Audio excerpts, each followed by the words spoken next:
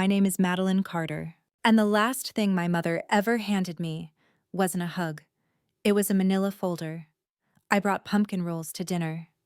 They gave me paperwork. I thought I was coming home. But in truth, I was being pushed out. Not just from a house, but from the idea of family I had held onto for far too long. There were no raised voices, no dramatic scenes, just half-filled wine glasses, polite smiles, and a missing chair at the dinner table quietly reassigned. They didn't forget me. They planned around me. And the most painful part, they truly believed I'd do nothing. But they overlooked one thing: the house they stood in. The one they claimed so freely was still standing because of one name they tried to erase mine. On the mortgage. On the utility bills. On every silent sacrifice I never asked to be thanked for. But this time, I didn't stay silent. I didn't shout. I didn't beg. I brought the truth and let the documents speak. If you've ever been the one who remembered everything, the one they edited out of a story you helped build, stay. Because when they tried to erase me with silence, I answered with what they never expected. The truth notarized and undeniable. The air inside St. Mary's was thick with incense and polished nostalgia. Rows of solemn faces, black coats brushing pews, and Ethan's voice echoing from the pulpit. It was a performance, a curated farewell. I had driven 4 hours that morning to attend, unsure if I'd even be allowed through the church doors. No one stopped me, but no one welcomed me either. I should have known that being left out of the guest list last year wasn't an accident, it was the beginning. The bulletin didn't mention me. Ethan's dramatic eulogy was dripping with poetic metaphors and tales of Grandma's proudest legacy, as he gestured to himself with polished grace. He told stories we both knew were stolen from my childhood, my summers in her garden, the nights she read to me when I was sick. But to hear him now, you'd think he alone had shared those memories. Not once did he say my name. Not even my sister. My parents, Harold and Meredith, sat in the front pew, like monuments, stoic, statuesque eyes fixed forward. My mother wore her signature navy coat, the one I hadn't seen since our last argument. My father adjusted his tie with the same mechanical precision he used when disapproving of me. They didn't look back. Not when I stepped into the aisle. Not when I slipped outside, coat collar turned against the wind. The cold hit harder than I expected, autumn sharpness with a bite of early frost. But it was the kind of sting that made me feel more alive than the entire morning inside. I stood in the parking lot away from the line of polished black cars, wondering what more I could lose. They'd erased me from the story again, and I let them. Was this what respect dissolved into silence at a funeral?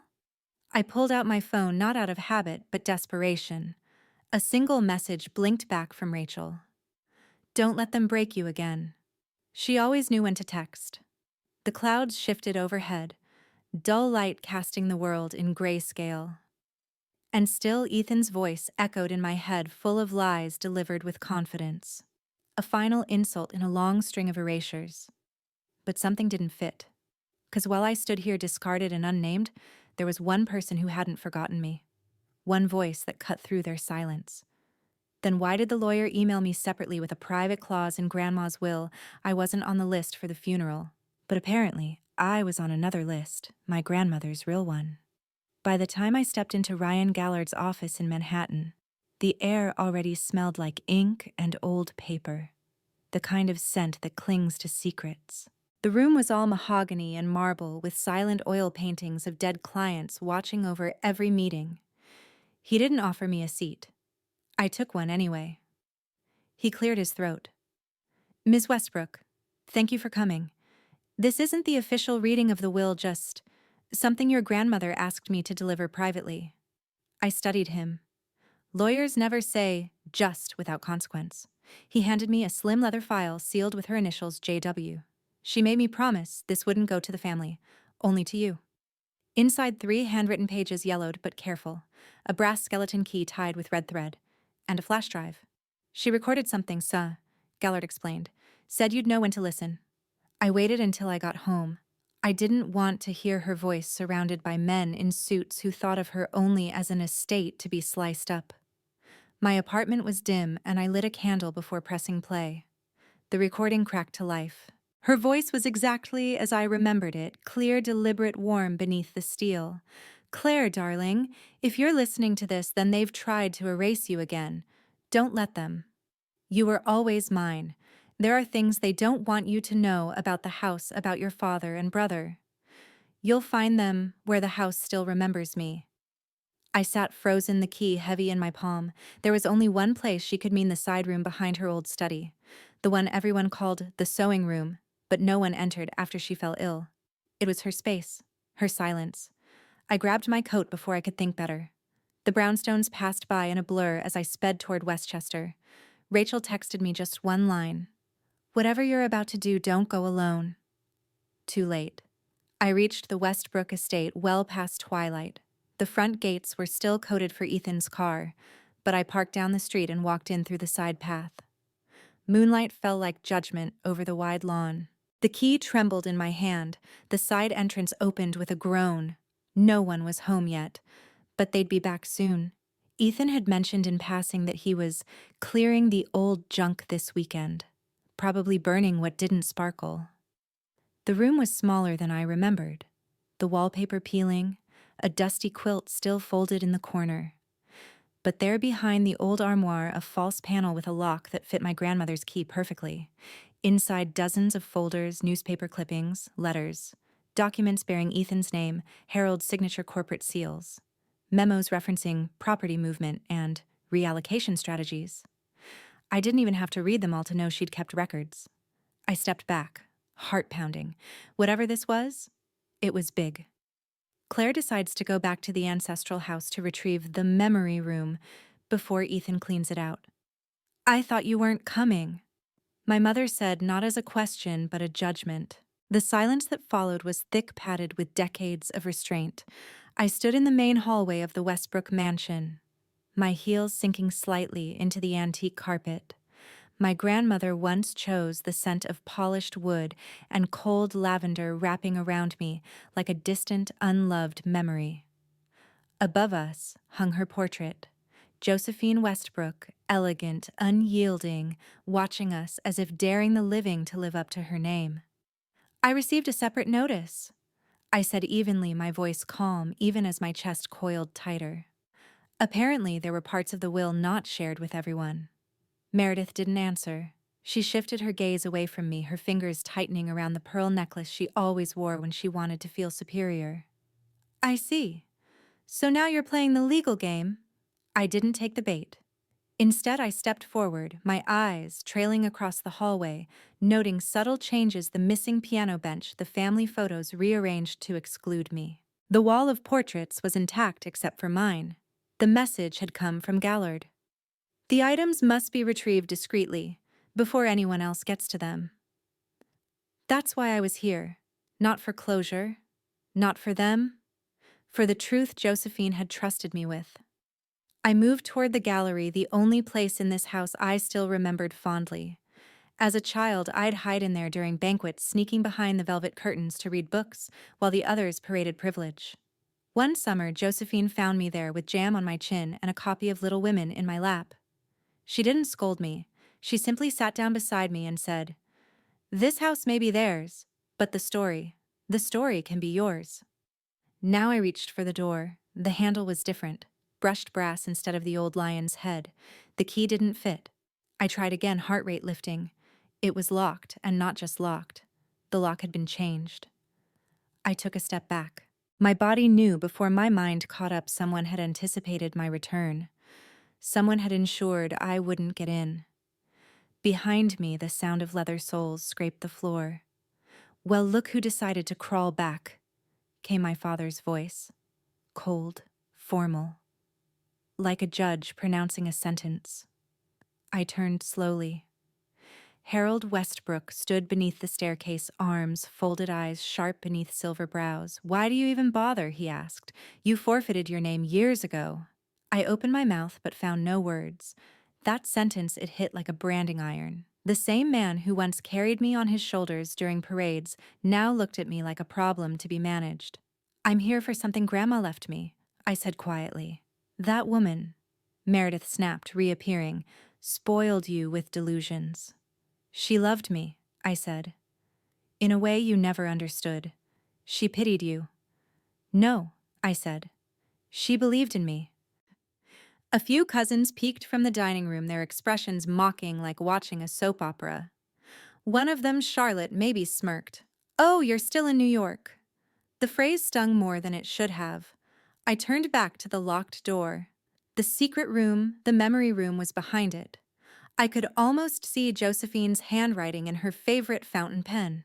Hear the rustle of her silk sleeves. Whatever she had hidden, it was meant for me. And someone didn't want me to find it. My phone buzzed. Rachel. I opened the message. There's someone you need to meet, not over text. His name was Lucas Brennan, and he had more reason to hate the Westbrooks than I ever did.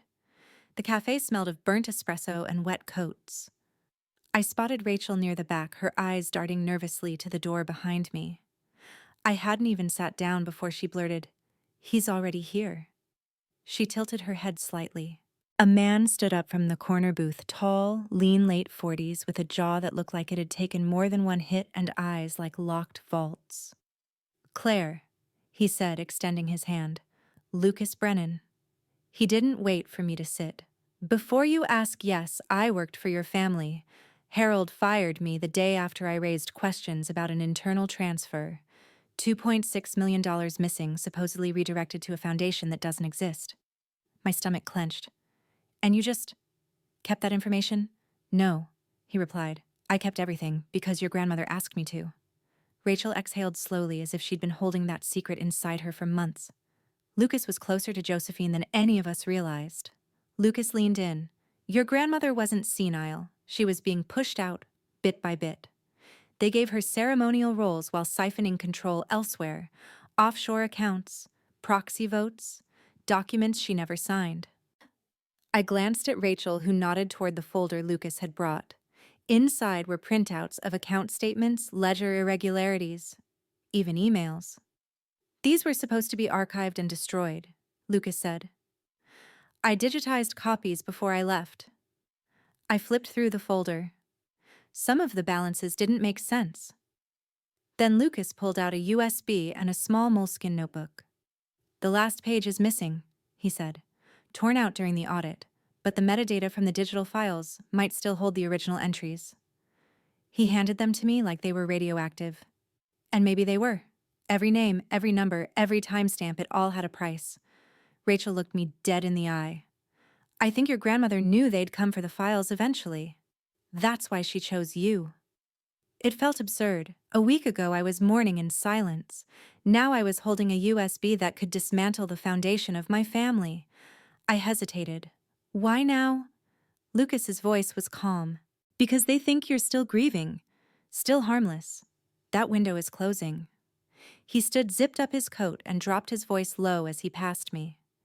"If you go down this road, you won't be able to unknow what you find." The lock was new, but the scent inside that room, that was her. The hallway groaned beneath our feet as Marcus and I crept through the Westbrook mansion like a pair of ghosts trespassing on sacred ground. Rachel had connected me with her cousin, a security analyst, who owed her one too many favors, and tonight, he became my only ticket back into the memory room Josephine once showed me when I was still her Claire Bear. "You sure this is legal?" he whispered. I didn't answer. I wasn't here for legality. I was here for truth.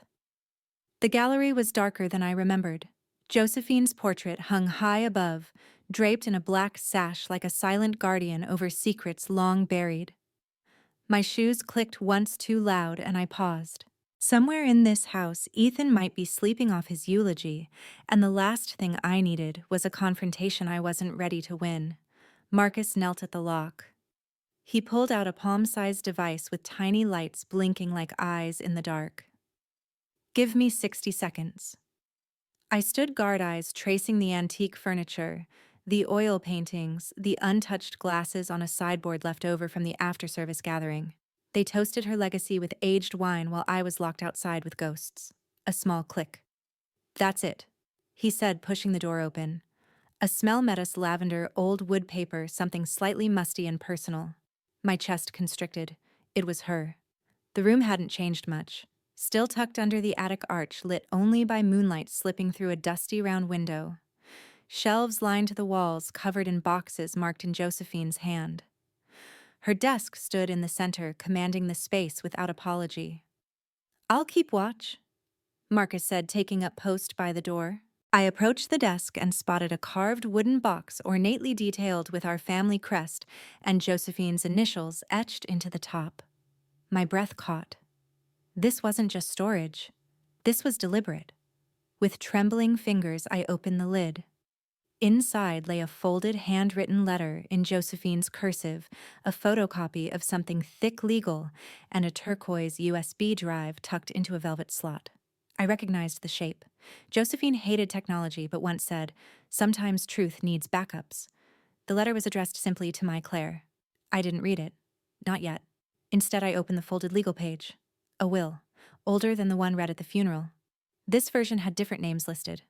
My name, my full name, was not only present, but highlighted in yellow, as if she'd made sure no one could miss it.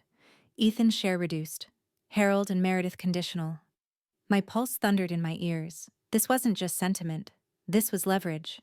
This was legacy. The USB caught the moonlight. I picked it up and turned it over. "Do you think it's encrypted?" I asked Marcus. "Doesn't look like it. But if it is, I've got tools." "I want to know what's on it before they do." He nodded. "We'll run it off grid. Quiet." I held up the letter, the will, the drive, like holy relics from a forgotten gospel. Each of them proof that Josephine had known, had planned, had seen the fractures in this family, and left me breadcrumbs back to myself. Marcus stepped closer, eyes narrowing at the items. He wasn't a Westbrook, but he knew power when he saw it. "You realize if this is what I think it is, you just found your nuclear option." Sometimes the truth hides in plain sight, like behind a painting no one ever dusted. The gallery smelled like old varnish and silence. Marcus moved carefully beside me, flashlight beam tracing along the wall's ornate frames. Josephine's favorite still hung untouched, each carefully chosen to tell a lie of elegance and heritage. But I remembered her once saying, "People never question what they admire." I hovered near the painting of the Westbrook estate, an oil reproduction no one ever liked, but no one dared remove. The corner was dustier than the rest. I leaned in, fingers brushing lightly along the frame. Something shifted. "Wait," I said, voice low. I pressed my palm flat against the upper edge and it clicked. The panel opened outward on a hinge no one else would have seen unless they were looking. Inside, taped carefully to the backing, was a slim black flash drive labeled only with the word truth. Marcus raised his eyebrows. Subtle. "We hide what matters," I murmured. Back at Josephine's old desk, we plugged both USB drives, hers turquoise and elegant, and the black one I'd just retrieved into Marcus's encrypted laptop. The turquoise one blinked once before launching a password prompt. "Her software," Marcus said. "It's tied to Josephine's old hospital system. Looks like she embedded proprietary encryption. She said medical records were her last safe place. No one in this family ever cared to learn how it worked." He typed quietly, bypassing firewalls like peeling away gauze. The file inside was labeled "Hold when ready." When it opened, her voice spilled into the attic like a ghost finally given permission to speak. "If you're hearing this, Claire, then they tried to silence you." Marcus froze. I sat back, breath hitched. Josephine's voice was steady, familiar. The recording continued. "This family only remembers what benefits them. But I remember you. You were always the one who asked questions. So I'm giving you what they can't twist a witness. Me." Then came the will. Not the legalese of courtrooms, but the plain, trembling words of a woman who knew her empire was being stolen. "I, Josephine Evelyn Westbrook, declare Claire my true heir. Full authority, full custody of all assets named under the Westbrook Family Trust, should this recording be produced following my passing." The document played on screen, time-stamped, dated, clear, Claire Westbrook, sole inheritor. Marcus tapped the frame of his glasses. "We can extract metadata. This recording with the will copy. It builds a timeline." I turned toward the turquoise USB still open. It contained folders. One labeled letters, one marked ledger, but another one with no title contained only a second audio file. I clicked. If they ever erase you, Claire, use this. It will make them remember who you are. The lights from the USB blinked again as if echoing her. Marcus looked at me, serious now. We need to verify the chain of custody, and you'll need a lawyer who's not afraid to go nuclear. I sent them a document I knew they'd ignore, and that's exactly why it worked. I sat across from Rachel in her corner office above Canal Street, a mug of chamomile tea untouched beside me. On her laptop screen, the email was queued and ready, subject line clinical body text minimal. It looked harmless, just another lawyer-to-lawyer nudge buried among the 1,000 daily digital nothings. But it wasn't nothing. It was the bait. The file attached was titled, Request for Verification of Testamentary Rights, Westbrook Family Holdings. It wasn't a claim. It wasn't a threat. Just a formality wrapped in legal blandness so dry it could almost pass unnoticed, except it wouldn't. Because I knew Harold Westbrook. Lucas had said it best, Harold's blind spot is arrogance. Use it. Rachel clicked send. Then we waited. The first ping came less than 40 minutes later, a reply from Harold's longtime legal firm. We've received your request. At this time, no changes to the Westbrook Family Trust are recognized. Please clarify the basis of your inquiry. Rachel grinned. They're rattled. They didn't even ask for more time. Nope, because they want to squash it fast, which means they're not sure what you've got. I took a slow breath. My hands had started to sweat. This was real now. No longer a box of dusty papers and whispered legacies. It was becoming public, digital, documented. Then came the second ping. This time from Ethan's work email, forwarded internal chatter. Subject, urgent, family holdings inquiry. Body, need to freeze Josephine's dormant accounts temporarily. Claire is provoking instability, acting in family interest. Rachel let out a short laugh. Oh wow, that's fast. He's trying to play protector, I muttered. He's trying to cover tracks, she corrected. She tilted the screen toward me. You see what just happened? You sent a softball, and they sprinted toward it like it was live ammo. The more they pushed back, the more they confirmed there was something to hide. Minutes later, Harold scheduled an emergency executive call with his legal team. Rachel had access to the calendar through a mutual colleague. We weren't hacking, we were simply watching them panic out loud. Harold's calling it a coordinated attack. He thinks you're working with the press. I'm working with the truth, I said. Rachel's expression softened. Claire, this isn't about winning yet. It's about letting them lose control. You just did that. Then her phone buzzed. A voice memo from a shared source, one of Rachel's legal scouts who happened to be at the firm. She hit play. Ethan's voice filled the room. She has nothing.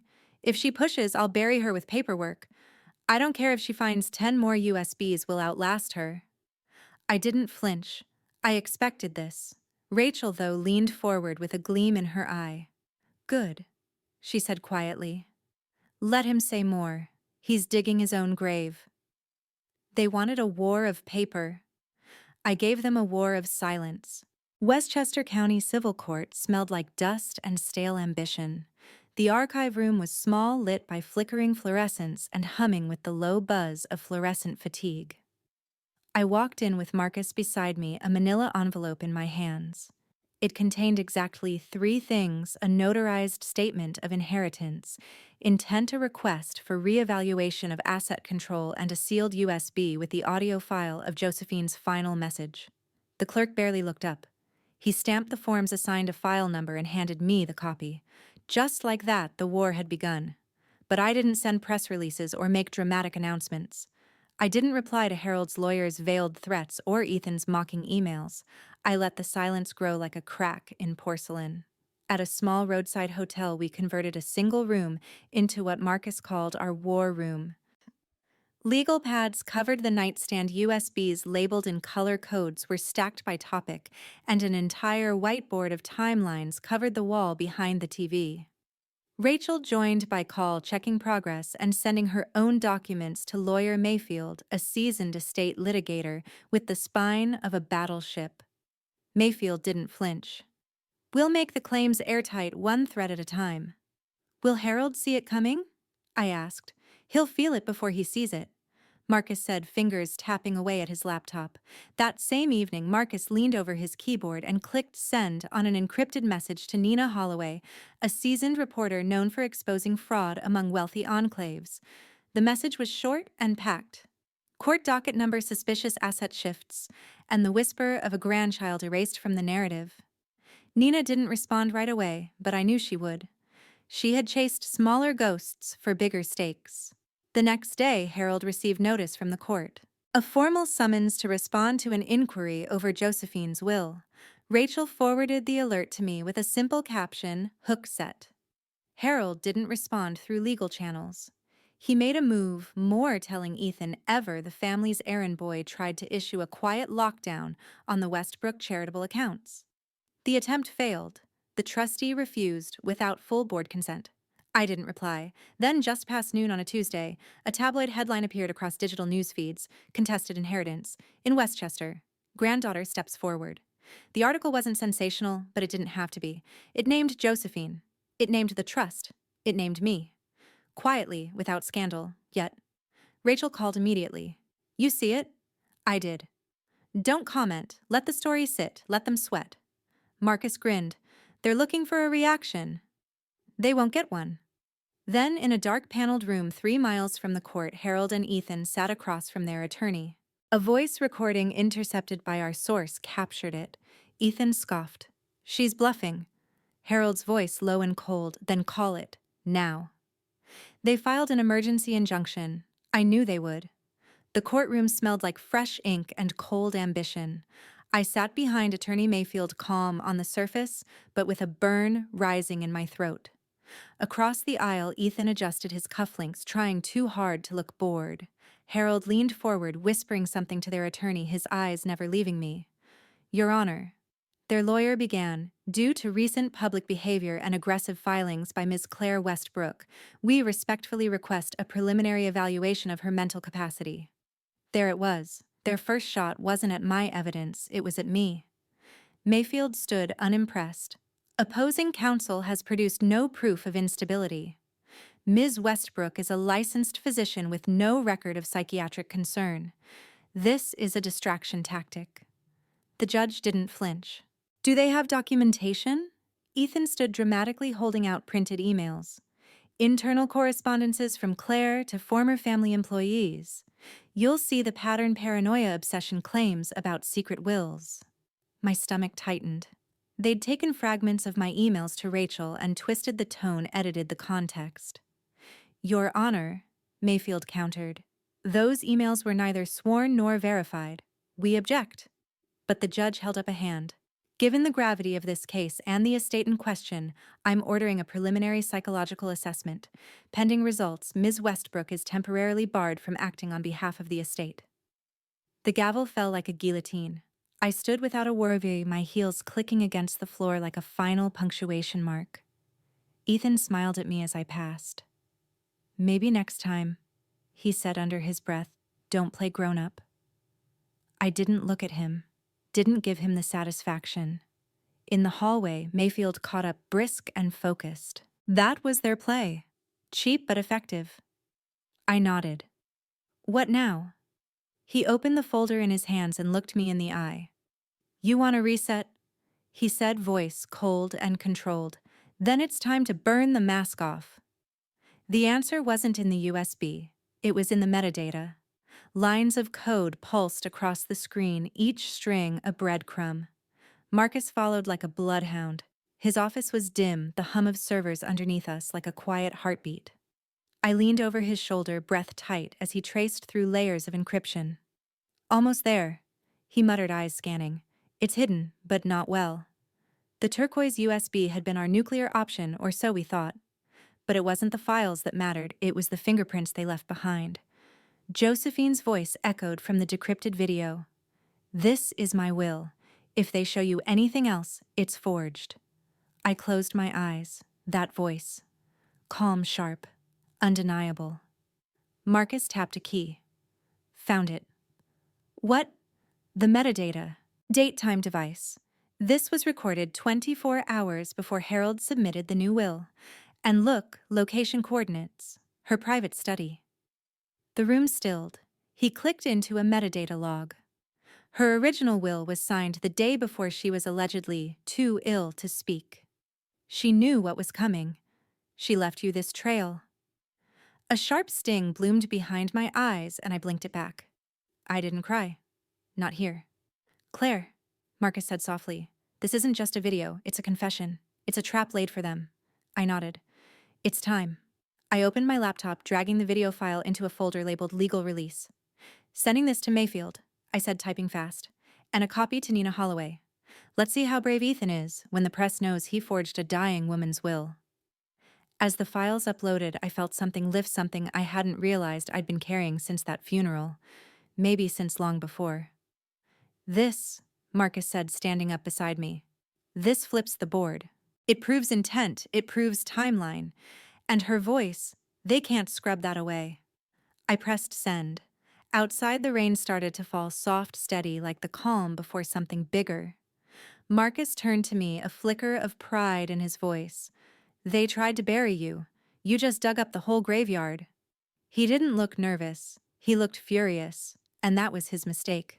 The courtroom was colder than I expected, its sharp angles and polished wood polished to an almost theatrical shine, a place built to conceal chaos beneath layers of civility. I sat at the plaintiff's side spine, straight hands calm on my lap.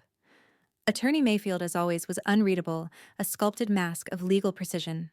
On the opposite bench, Harold wore his trademark tailored suit. His jaw was clenched too tightly. Ethan next to him leaned back with exaggerated boredom, but the subtle tick in his left eye betrayed more than he knew. The judge entered. This is a preliminary hearing on the matter of Josephine Westbrook's contested estate. I understand the plaintiff, Claire Westbrook, has submitted additional material for review. Yes, Your Honor, Mayfield said smoothly. We are introducing a video recorded the night before the revised will was filed, featuring the decedent Josephine Westbrook stating clearly her intent and warning against any forgery. Ethan leaned forward. Objection. That video was not part of discovery. The judge raised an eyebrow. Is it authentic? We can verify timestamp metadata and the location of the recording Josephine's private study, Mayfield answered. All corroborated. The courtroom projector lit up. Josephine's face appeared. Calm, elegant voice, steady. This is my will. If they show you anything else, it's forged. Silence. No one moved. She recorded this herself, Mayfield added. The file was stored in a secure drive handed over to Ms. Claire Westbrook as a private clause in the inheritance. Harold stood. This is manipulation. Josephine was under stress. She's clear. The judge interrupted. Her words are decisive. I will allow the video to be admitted as conditional evidence. Ethan slammed his hand on the table. You can't be serious. People turned to look. That was his second mistake. Nina Holloway sat at the back row, notebook poised. She didn't need to say a word. The headlines were already writing themselves. I stood not waiting for permission. They erased me from her obituary, her funeral, her legacy. But the record speaks. This isn't revenge. It's restoration. Harold scoffed. You were never part of this family's legacy. I met his eyes. You erased me on paper. Now I bring the paper that erases you. It gasps scattered across the courtroom like falling marbles. The judge called for recess, but the power had already shifted. Harold's hands were clenched so tightly I thought his ring would crack. He turned slowly to Ethan, his voice low, teeth barely moving. Fix this. Fast. It wasn't the video. It was what came after. The courtroom felt deceptively quiet after the break. Like the world had exhaled, but the real breath hadn't yet been drawn. I could feel it in the way Ethan paced near the window, in the tightness of Harold's mouth, in the sheer stillness of Judge Lawrence as he returned to the bench. Attorney Mayfield adjusted his tie, then turned towards the judge. With permission, Your Honor, we'd like to submit comparative financial records, original handwritten ledgers by the decedent and the digitally altered version submitted by the defense. The judge glanced up. Submitted by a forensic document analyst under affidavit. Materials transmitted by Mr. Marcus Hale, IT and legal security specialist. The clerk wheeled in a screen. On it, side-by-side pages appeared. one in delicate cursive Josephine's unmistakable handwriting, the other slickly formatted and cold. And then the cursor highlighted a difference. Numbers shifted. Property entries deleted. Whole accounts gone. Judge Lawrence leaned forward. Who created the altered version? Silence. Marcus's voice rang through the courtroom's speakers. A pre-recorded statement. This document was overwritten using a software tool registered to Ethan Westbrook. The metadata places the edits at 3:42 a.m., 5 days before Josephine Westbrook's death. Harold went pale. Ethan's lips parted, no words, just air. Mayfield tapped the microphone. One more submission, Your Honor. A second file played, Ethan's voice angry and reckless. You talk, Lucas, and I swear I'll do more than erase your job. You'll never work again anywhere. There it was, the mask off. Nina Holloway, scribbling furiously, didn't even bother hiding her grin. The headline wrote itself. Judge Lawrence cleared his throat. This court recognizes sufficient preliminary evidence of tampering, forgery, and undue influence. Ethan shot up. That recording is illegal. It's admissible, Mayfield replied calmly. The call was logged by the recipient, Lucas Brennan, in a single-party consent state. The judge turned to Harold. Mr. Westbrook, your son is being subpoenaed for a private hearing pending evidence tampering and criminal misrepresentation. Harold didn't respond. He looked like stone cracked straight through. The courtroom's rhythm shifted. My name had not just re-entered the ledger, it had turned it upside down. Judge Lawrence tapped the gavel, voice measured but heavy. We'll resume with criminal implications tomorrow. When people fall from grace, they make more noise than when they rose. The headline on the Financial Network read, Westbrook Legacy Under Fire, Suspensions and Scandals. I didn't smile. I just watched the ticker scroll by on Rachel's TV. The empire that once erased me was now scrambling for damage control. It started with a formal suspension. Ethan's access to company funds was revoked after a board vote held less than 24 hours after the judge's preliminary decision. An emergency shareholder meeting followed, and from what Nina reported, it had been brutal. By the end of it, Harold was strongly advised to hand over interim management to an external monitor, someone not named Westbrook. I didn't gloat. That wasn't the point. In an odd turn, Lucas Brennan appeared again, this time not in a cafe, but on national TV. Sitting upright in a gray blazer, he calmly explained the years of irregularities, the ghost accounts, the errors that always led money away from Josephine's designated trusts. His voice didn't tremble. If anything, it carried the weight of a man who'd been waiting too long to be heard. Some of us were silenced, he said, but the records, they never lie. Nina published her follow-up article the same day, the granddaughter they tried to delete. My face wasn't in it, just a photo of Josephine holding my hand when I was 10, standing in the garden behind the mansion. But the story, it was all there. Rachel forwarded me the article with one sentence, you brought her back. Harold issued a vague public statement about ongoing legal consultations and family misunderstandings. But the damage had been done. The narrative was no longer in their hands. It belonged to facts, timelines, and signatures that couldn't be rewritten. Then came Meredith. My phone rang late that night. Her name flashed on the screen, not Mom. Just Meredith, as I had saved it years ago after the last attempt at reconciliation went nowhere. I stared at it as it rang once, twice. In my memory, I heard Josephine's voice again. Their empire isn't built on legacy, it's built on silence. They had tried to erase me because I didn't play by their rules. Now their rules were being dismantled piece by piece, and suddenly they remembered I existed. Suddenly, I was worth a call. Do I pick up or finally let them live without me? I didn't want revenge. I wanted oxygen. For the first time in months, I opened the windows of Josephine's old apartment and let the fall air flood in. The smell of dust and dried lavender curled around the edges of memory. It wasn't just an apartment anymore. It was breath space beginning. And I was done suffocating on the ashes of what they'd tried to make me. The kitchen tiles were chipped. The wallpaper in the hallway peeled at the edges, but I ran my fingers along each imperfection like it was a landmark on a map someone had left behind for me to follow. Josephine had spent her last years here, not at the mansion, not with them. Here. Quietly, intentionally. Rachel came in carrying paint swatches and a takeout box of greasy noodles. "Are you sure about buttercream yellow for the living room?" she asked, nudging me with her elbow. "Not remotely," I said, laughing. "But it feels like something she would have chosen." We sat on the hardwood floor, eating and arguing about light fixtures. For a few precious minutes, we didn't talk about lawyers or trials or family betrayals, just fixtures. Marcus arrived later with a toolbox and a soft smirk. "So, this is the kingdom," he said, glancing around.